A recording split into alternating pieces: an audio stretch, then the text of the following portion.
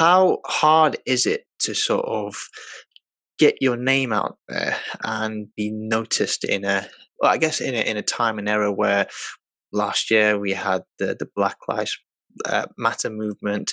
How important is it for South Asian travelers? I never really included that in my identity when I was like starting my blog or anything. Like I really looked only like outwards, like either my job title or what I was doing, and or like just like kind of other buckets to really define myself. And I really feel like I left the whole South Asian part out for such a long time.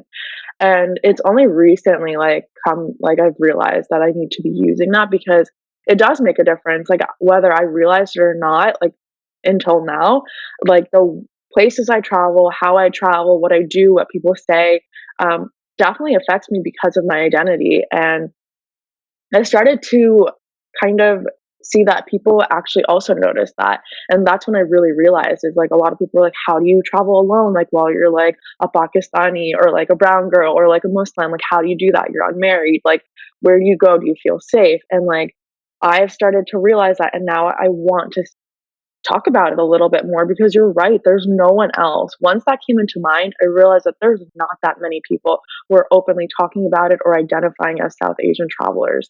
And so while I do have like the whole pharmacist thing as well and like solo, I think really bringing in the South Asian has been important because there's really no organizations or anyone even talking about it. There's even in brands and companies, the diversity and representation on the South Asian part is like missing and no one's talking about it. So I'm really happy that I was able to like meet you and like talk about it because you're right. Like this is really important. So it's something new and I feel like more and more people will start talking about.